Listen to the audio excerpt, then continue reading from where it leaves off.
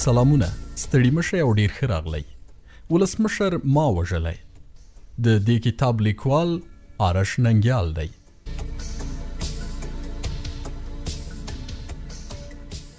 پوی نشوم چې مرمۍ په کوم ځای ولګېده، خو له ولسمشر نه لرې کوم ځای لګېدلی و چې یو دم ګډوډي شوه. افضل سره په تماس کې وم، په هغه مې غږ وکړ، افضله خطا شو. دې سره افضل په کنځلو شروع وکړه. دلته جاوید دوربینداره ټوپک لرې کړه او پیکای راواخیسته. په پیکای د جشن په لور یوه ضربه خوشي کړه. هلته افضل په قار شو، وی چې اوس مو نیسي، یو څه خو باید وکړو. کله چې مې افضل ته وویل چې ډزې مه کوه چې عام خلک دي، او کله به مې جاوید ته مخ ور واړاوه، خو کار ګډوډ شو. جاوید ته مې وکتل، د هماغې پیکا سره چې په لاس کې یې نیولې وه ناست و. د جاوید سر ته مې توفانچه ونیوله، له ډز سره یې مغزه باد شول. افضل را باندې غږ وکړ چې زموږ ځای ته راننوتل. هغوی ته مې ویل چې ځانونه وباسئ. ملګرو ته مې ویل چې وسلې همدلته خطا کوي. یوه توفانچه مې له ځان سره واخیسته. د لوبه د سامان بوجۍ مې په اوږه کړه. ځانونه مو سړک ته ورسول. په سړک د پخوا په څېر ډېره ګڼه ګوڼه نه وه. موټر خو له سره نه لیدل کېده. یو نیم کس چې د سړک تر غاړې ناست و یو څه اوتر ښکارېدل. ځینو پولیسانو او عامو خلکو په سړک منډې رامنډې وهلې. ملګرو ته مې ویل خوار شئ. هغوی نه خو خبر نشوم چې کومه خوا لاړل. زه د سراجي په کوڅې لاهورۍ دروازې ته ووتم، خو دلته بیا پولیسان اوتر نه ښکارېدل. څو ځایه پولیسانو ورټلم او د شیانو بوج یې راته څو ځایه ښه تلاشي کړو، خو خدای پاک ړانده کړي وو. زه یې له سره تلاشي نه کړم. څو ځایه مې زړه و چې توفانچه چیرته وغورځوم، خو زړه مې ونه شو. کله چې شاشهي ته ورسېدم پوه شوم چې دلته په امن کې یم. په کراره مې ځان د کارتینو یا سیاسنګ ته ورساوه، کوم ځای کې چې مو وعده کړې وه. دلته هم ټولې لارې کوڅې بندې وې، سړکونه تش تور وو، خو عام خلک بیا د سړک تر غاړې یو څه ډیر تر سترګو کېدل. هلته خلک نه پوهېدل چې څه خبره ده. آن هغه عسکر چې د امنیت لپاره په لارو کوڅو کې ودرېدلي وو له پیښې نه و خبر. د سیاسنګ کور زموږ ډیر پخوانی مرکز و چې دلته به مو د برید لپاره تیاری نیوه. په دې ورځ مې فکر سخت خراب و. خان لالا ته مې زنګ واهه، ورته ومې ویل چې ستاسو تورزن خو هغه هر څه خراب کړل. هلته هغه په ځمکه لګېده چې ولې. سره د دې چې موږ ټول په تېره ما د خان لالا ډېر احترام کوو، خو دا ځل زه ورته په قار شوم. ټلیفون مې له ډېره قاره په ځمکه وویشت. لږ شېبه وروسته یوازې زما هغه ملګری چې موږ سره په سراجي کې و کور ته رادننه شو. ډېر وخت د نورو ملګرو په تمه و، خو په راډیو کې یې ویل چې ټول یې وژلي. کله مې چې تمه وشلېده، زه او میراغا بیرته لوګر او بیا سپین غر یعنې خپل زوړ مرکز ته لاړو. عجیبه وه، کله کله چې به مې له ځان سره فکر کاوه ټول ژوند مې له پیښو ډک شوی و، ځکه چې موږ په خپله پیښې رامنځته کولې. له یوې خوا ډېر سخت ژمی تېر شوی و. زموږ د تګ راتګ ډېرې لارې د واورې له امله بندې شوې وې، خو بیا هم یو نیم ځای به مو بریدونه کول. له بلې خوا امریکایي بې پیلوټه الوتکو زموږ کار خراب کړ. په هرې بمبارۍ کې زموږ 10 کسان وژل. له بلې خوا پاکستان هم په موږ جنګونه شروع کړل چې دې جنګ هم موږ ته ډېر زیان واړاوه. څه موده زموږ او د افغان دولت ترمنځ د روغې جوړې خبرې روانې وې، هغه هم غلې شوې، د دې لپاره چې موږ یو ځل بیا خپل ځواک او په هر ځای کې خپل موجودیت د افغانستان دولت او نړیوالې ټولنې ته ورښکاره کړو. د مشرانو لخوا موږ ته د یو نوي برید پلان راکړ شو. داسې نه چې مشرانو له ما سره مشورې کولې. دا خبرې ما له خان لالا او مولوي جبار نه اورېدلې. ما سره هم دومره سیاسي درک شته. هسې خو هر افغان په سیاسي بېځایه بحثونو کې میړنی دی، خو زه بیا له پیښو او مرکز سره نږدې پاتې شوی وم. دا چې په همدې ورځ نور بریدونه چا کول او څوک یې مشر و نه یم خبر، خو ماته یې په عدلي وزارت د برید مشري راکړه. دا پلان د هند په هغه هوټل د برید تقلید و. خان لالا ویل چې لا تا سره باید 4 کسان د عدلي په وزارت برید وکړي، عام وګړي ونه وژنئ، خو که وزیر یا معین په لاس درغی ژوندی مه پرېږدئ. په سبا مې خپل ګروپ تیار کړ. د برید ورځ او ساعت معلوم شول چې په همدې ورځ او ساعت به یوازې په کابل کې څو ځایه بریدونه ترسره کیږي. زه له مور نه قاتل نه وم زېږېدلی، زه همدې دولت قاتل کړم. له هیڅ شي مې ویره نه کېده. ما به ویل چې زه په دې ارته نړۍ کې یوازې یم. زه چې د خوښۍ او مستۍ په نړۍ کې خفه یم، ټول خلک دې خفه وي، ټول خلک باید وژاړي. دوی دې خاندي او زه دې ژاړم. ولې؟ عجیب وخت راغلی و. کله چې روسان زموږ هېواد ته راغلل، نو عام او خاص، ښځه او نر ټول د جهاد اعلان وکړ. د روسانو د کور ودان وي. له کلي نه به ټول نارینهګان غرونو ته لاړل، ښځې او ماشومان به په کورونو کې یوازې پاتې شول. خو هیڅ داسې پیښه به پیدا نه کړئ چې روسانو د کومه ښځه بې عزته کړې وي او یا یې له ځان سره بندي ساتلې وي. خو دوی نه هلک پرېږدي، نه ښځه او نه هم واړه. تاسو به وایئ چې په څه ډول موږ د کابل ښار ته راتلو؟ آیا چا نه تلاشي کولو؟ هغه دولت چې رشوت عام وي او کومه ګناه هم ونه ګڼل شي، هغه دولت کې هر څه کیدونکي دي. او بل دلته خو یو چارواکی د بل دښمن و، یو بل ته غله دي. لنډه دا چې د دولت په بېکفایتۍ او د ظرفیت په نشتوالي خو ټوله نړۍ خبره ده چې علت یې زما په فکر د لیاقت پر ځای د بېځایه مصلحت نه کار اخیستل و. په کابل کې پلار په زوی او زوی په پلار باور نشي کولی. د هر چا چې وس ورسیږي نو نوک پر ځای سوک منډي. د معلوماتو لپاره یوه ورځ په یوې ټکسي موټر کې سپاره شئ، بیا وګورئ چې آیا تاسو څوک تلاشي کوي. که تلاشي مو هم کړي 1000 افغانۍ ورکړئ، لار هم درته ښیي. موږ سره خو نیمو دولتي چارواکو هم لاس درلود. لاس یې څه درلود؟ زموږ خپل کسان وو. په رڼا ورځ مې له خپلو کسانو سره له جلال آباد نه کابل ته حرکت وکړ. خپلې چرخې کې یې ښه تلاشي کړو، هیڅ یې هم را سره پیدا نه کړل. موټر نه په 3 مکریانو کې د شینوزاده کلینیک سره ښکته شولو. ټکسي موټر راته تیار ولاړ و. پکې سپاره شولو د میدان هوایي په لاره د تیمنیو 5م سړک کې یو کور ته وردننه کړو. ډله ډله یې په هره سیمه کې موږ ته ځایونه جوړ کړي وو، ځکه که یوه ډله ونیول شي نو بله خو به پاتې وي. سهار وختي پاڅېدو، چای مو ښه په مړه ګېډه وڅښه، ځانونه مو مسله کړل او په هماغه ټکسي کې سپاره شولو. زه له دې وېرېدم چې په لاره کې مو تلاشي نه کړي.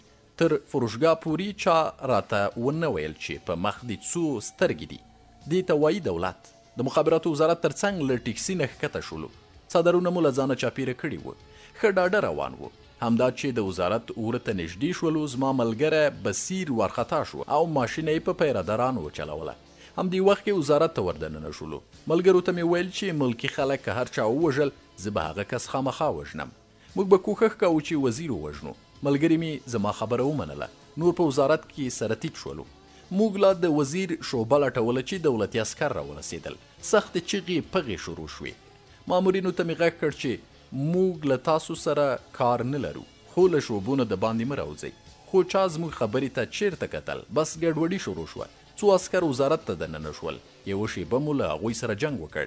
بصیر سخت ځای کې ایسار و. دواړو خواونه محاصره شوی او دهلیز نه د تیښتې لاره هم نه لرله. نور نه یم خبر چې بصیر ځان وویشته او که عسکرو تقریبا ډیر وخت مو ډزې سره وکړې.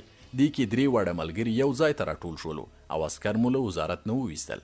ما مې ملګرو ته ویل چې تاسو د بام له لارې ځانونه وباسئ، زه ورته پاتې کیږم، خو هغوی را سره ونه منله. داود ویل چې ته او اجمل وتښتئ، زه ورته پاتې کیږم. بالاخره همداسې مو وکړل، ځکه چې بله چاره نه وه.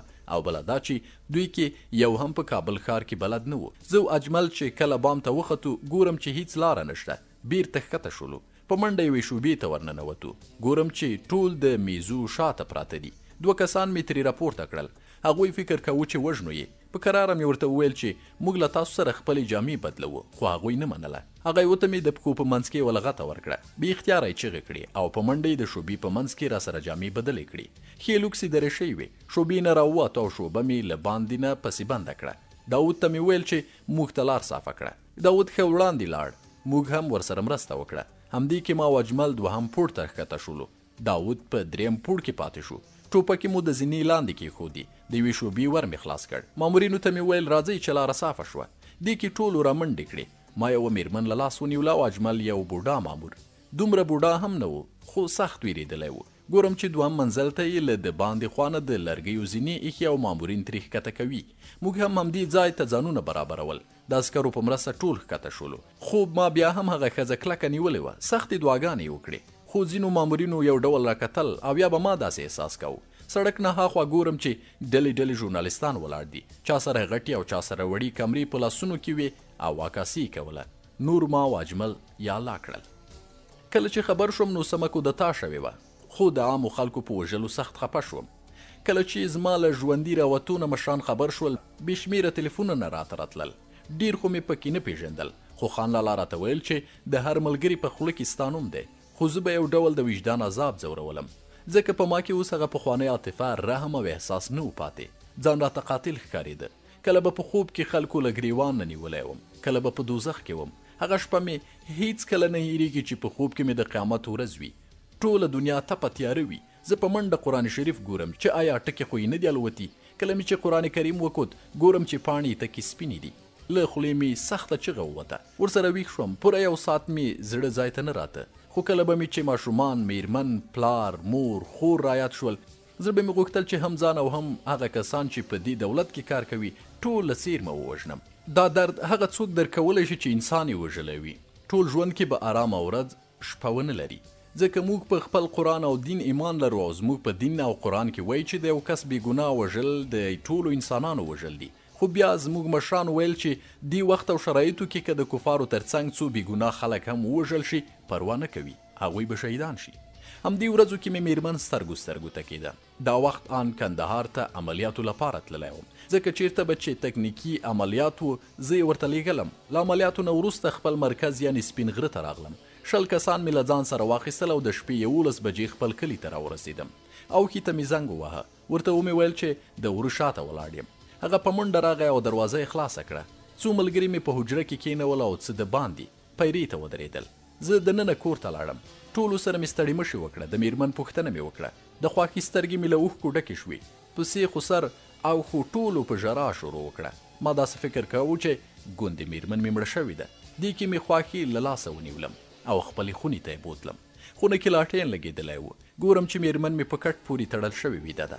خواښې مې ویل چې ټوله ورځ خپل ماشومان غواړي. یو ډول حمله پرې راځي. هر ځای کې چې وي لویږي، مخ ویښته شکوي. زړه مې غوښتل چې چغې ووهم، خو د سترګو اوښکې مې پټې نه شوی کړی. بې اختیاره اوښکې مې له سترګو روانې وې. د سلګو په اواز مې خو سر او اوښه له بلې خونې راغلل. خو سر مې په غېږ کې ونیولم. نور مې طاقت ونه شو. له خولې مې داسې چغې ووتې چې میرمن مې ورسره په وارخطایۍ ویښه شوه. غوښتل یې چې له ځایه پورته شي، خو نه شوه پورته کېدی، ځکه چې کلکه تړل شوې وه. د کټ په بازو کېناستم. پړی مې خلاص کړ. ښه شېبه یې راته کتل. ناڅاپه یې له ګرېوانه ونیولم. په چغو یې خپل ماشومان غوښتل، خو سر او خواښې مې کلکه کړې وه. د هغې له چغو او ژړا د ماشومانو له غوښتلو سره ټول په ژړا شروع وکړه. همدې وخت کې بېهوښه شوه. نور مې حوصله ختمه شوې وه. په منډه له خونې ووتم. شېبه مې وژړل. زړه مې څه سوړ شو. په رښتیا چې ژړا کله کله انسان ته تسکین ورکوي او زړه ورسره سپکېږي. زه په دې تمه راغلی وم چې یو څو شپې دلته خپلې میرمنې سره تېرې کړم. کیدای شي زما په لیدو یې حالات یو څه ښه شي، خو زما لیدلو یې زاړه زخمونه بیرته تازه کړل چې زه یې هم ډېر خفه کړم. خو د هغې حال مې چې لید د زغم وړ راته نه و. اوښي ته مې په قهر وویل چې تا خو به په تلیفون کې ویل چې له پخوا نه یو څه ښه شوې. هغه په عاجزۍ وویل نو ما به درته څه ویلي وای. خو سر مې راته وویل چې نه په افغانستان کې ډاکټر پاتې او نه هم په پاکستان کې، نه مو کوم ډاکټر پریښه او نه هم کوم زیارت. ډاکټران وایي چې دا په ژور خفګان اخته شوې ده. نو څه وخت پورې به داسې وي؟ ډاکټران وایي چې نه ښه کېږي. خو سر مې په نهیلي انداز وویل ډاکټران وایي دا ناروغي یو څه وخت دوام کوي، خو که هندوستان ته یې بوځئ نو ژر به ښه شي. زه دلته په دې تمه راغلم چې اعصاب مې یو څه ارام شي، میرمن مې وګورم ښه شوي به وي، خبرې به ورسره وکړم او خپل غمونه به ورسره وژاړم. خو خبر نه وم چې دا ځای هم راته دوزخ کېږي. میرمن مې په دې حال کې نه شوه لیدلی. هغې له ما نه خپل ماشومان غوښتل، هغه ماشومان چې اوس یې هډوکي هم خاورې شوي وو. اوس را سره د پیسو څه کمی نه وه او نه مې د پیسو لپاره بیل او کولنګ واهه. اوس مې د سر په بیه ګټلې، ځکه خو ډېرې وې. ما له ځان سره 15 لکه کلدارې د میرمنې د دوا دارو لپاره راوړې وې، که نه پیسې را سره ډېرې وې. خو په کورمه کې مې له یو ملګري سره امانت ایښې وې. حجرې ته لاړم. ملګرو ته مې ویل چې زما پیسې په کار دي، خو نه پوهېږم چې 15 کسان وو او که 14 څو تنه یې چې د باندې ولاړ وو هغوی ته مې څه ونه ویل، ځکه چې 12 لکه له دوی سره برابرې شوې. 2 لکه مې بیرته ورکړې، 10 مې ترې واخیستې، خو سر ته مې ورکړې. ما وی که نورې پیسې دې په کار وي زنګ راته ووهه. خدای پاماني مو سره وکړه. مخ په غره روان شولو او هغه ځای نه کورمې ته لاړم.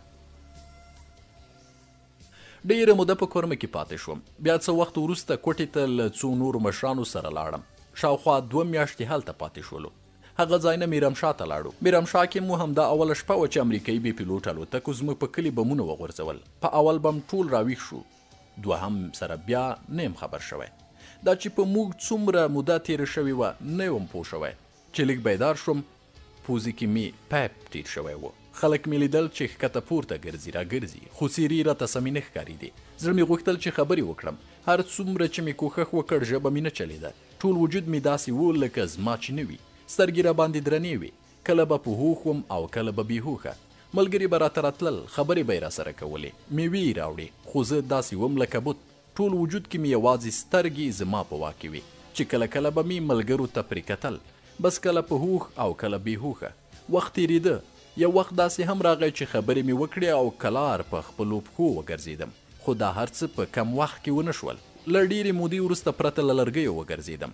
د ژوندي پاتې کېدو هیله مې نه وه، خو خدای پاک چې ونه غواړي هیڅ قدرت څوک نشي وژلی. په هماغه بمبارۍ کې یو زه او یو بل تن ژوندي پاتې وه. نور 24 کسان د خان لالا په ګډون ټول وژل شوي وه. خو زه داسې ټپي شوی وم چې ان تر یو کال پورې پخواني حالت ته رانغلم، ځکه پلی مزل مې نشو کولی. له جګ ځای نه مې ټوپ نشو اچولی، خو پخوا ته ټپي کېدو داسې نه وم لکه پړانګ، که څه هم چې ډېره موده له نظامي دندې لرې پاتې شوی وم او عمر مې هم پوخ شوی و، خو په لږ وخت کې مې ځان بیرته جوړ کړ. اوس چې مې ځان ته کتل ډېر وخت مې اړتیا درلوده، ځکه زموږ لویه ستونزه دا وه چې ټپیان مو روغتونونو ته نشو وړی، ځکه د پاکستان حکومت څو واره زموږ ناروغان له روغتون نه زندانونو ته بیولي وه. زما د ناروغۍ په دوران کې د افغانستان د ولسمشر انتخابات هم وشول، خو زموږ خبرې او روغه جوړه لا نه وه شوې. دقیق مې یاد ته نه راځي چې زما د ناروغۍ به څومره موده کېده، خو کله چې زه د وروستیو معایناتو لپاره کوټې ته لاړم، له نیکه مرغه معاینات مې ټول مثبت راووتل. هغه اندېښنې چې ما د ځان په هکله کولې ټولې غلطې وې. ما به ویل چې ښه پوخ عیبي شوم. ډاکټرانو راته وویل چې زه باید ورزش وکړم چې وجود مې وغوړېږي. ما هم ناراستي ونه کړه. په هماغه ورځ مې د باډي بلډینګ په کلب کې ځان داخل کړ. پوره 2 میاشتې مې په کوټه کې تېرې کړې. هلته هم زموږ بلا ډېر مرکزونه وو چې په هر مرکز زما ډېر قدر کېده. په همدې شپو ورځو کې پوه شوم چې نوی ولسمشر نه غواړي چې له موږ سره روغه جوړه وکړي. زموږ مشران سخت په قهر وو، ځکه خو یې خپلو بریدونو ته زور ورکړی و او له بلې خوا زموږ مشرانو په داسې پلان باندې خبرې کولې چې افغان ولسمشر په یو ډول نه یو ډول له مخې لرې کړي. فیصله په دې وشوه چې ولسمشر باید ووژل شي، ځکه سره له دې چې موږ سره یې د خبرو مخالفت کاوه، د افغانستان ټولو پښتنو ته یې د ترهګر په سترګه کتل، چې په دې پښتنو کې ریښتونی ترهګر هم لکه زما دوی جوړ کړی و. د هغې وخت سیاسي شنونکو به ویل چې دوی په خپله غواړي چې عکس العملونه راوپاروي او خپل دښمن غښتلی وښیي، چې تر ډېره په سیمه کې پاتې شي او د رقیبو هیوادونو په منځ کې خپلې ګټې خوندي کړي. ځینو پخوانیو ډلو، ګوندونو او نورو بهرنیو هیوادونو هم لاسوهنې کولې. دوی زموږ ټولو وژل غوښتل او په هغه کور کې له موږ سره جګړه او په موږ تیری کاوه. د دې حقیقت نه و خبر چې دوی باید څومره انسانان ووژني. دوی چې هر څومره خلک ووژل، د دوی دښمنان لا زیاتېدل. په دومره تعداد کې خلک وژل خو د قتل عام په معنا راځي. دا ولسمشر هم د غریبیانو لخوا راستول شوی و او د دوی ایجنټ و چې د همدې د ګټو لپاره یې کار کاوه. هغه ټول پښتانه القاعده او طالبان ګڼل. د دولت دا ډول سلوک په خپله زموږ لیکې مضبوطې کړې او د جنګ سالارانو او رانکارو نه جوړ دولت ورځ تر بلې بدنامېده. پخوا داسې پریکړه شوې وه چې په واک کې به زموږ پوره ونډه وي او زموږ څه نور شرطونه یې هم منلي وه، لکه د بهرنیانو د وتلو مهال ویش او داسې نور، خو دې ولسمشر هر څه له منځه یې وړل. په هر صورت دا چې دوی څه ډول پریکړې ته ورسېدل زه ترې نه وم خبر. بس د مشرانو پریکړه زموږ پریکړه وه. زه او زموږ 3 مشران کور مې ایجنسۍ ته لاړو. ملګري مې په لیدو سخت خوشحاله شول. میلمستیاوې راته جوړې شوې، پسونه راته حلال شول، بانډارونه مو سره وکړل، خو زموږ د خوښۍ شیبې به ډېرې لږې وي. هره ورځ به د یو یا هم ډېرو ملګرو د وژلو خواشینونکي خبرونه راتلل. زما چې څنګه نږدې خپلوان ووژل شول، همداسې مې یو نږدې ملګری هم له لاسه ورکړی ده. ما به هم هر مازدیګر تر ماښامه له ځان سره لکه لیونه ګوتې شمارلې چې یو ډول روحي ستونزه راته پیدا کړې وه. په ډېره وړه خبره به مې ډېره غوسه راتله. یو ورځ زه او منصور چې تازه له هلمند نه راغلی و، زما د خوښې ځای په شنه غره کې سره ناست و چې ما ته له مرکز زنګ راغی. په بیړه کلي ته ښکته شولو. مرکز ته چې دننه شوم، دلاور راته ویل چې د غونډې خونې ته لاړ شم. کله چې خونې ته ننوتم ګورم چې زموږ 12 مشران سره ناست دي او د کسانو نومونه لیکي. ډاکټر مولوي صاحب راته وویل چې موږ تا ته یوه له ډېر خطره ډکه وظیفه سپارو. پلان جوړ دی. څو کسان یې هم انتخاب کړي وو.